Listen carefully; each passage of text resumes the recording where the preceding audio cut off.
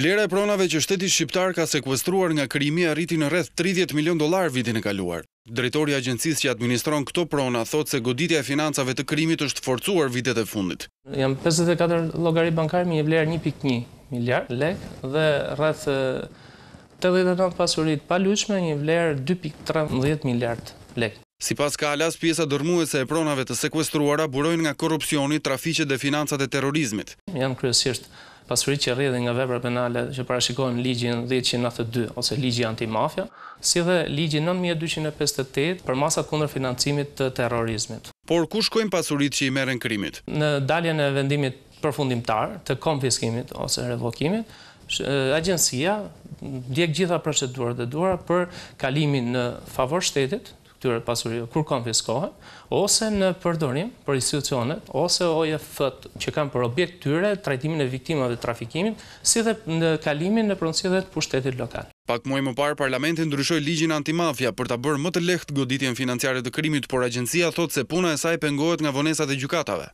Sepse një çështje, një pasuri do për gjykim do deri 2 deri në 3 vite, dhe kjo është një kohë shumë e gjatë që i shkakton dhe kosta agjencisë. Shkurtimi i kësaj kohe besoj që do të sillte edhe përmirësimin edhe të punës dhe të administrimit të agjencisë,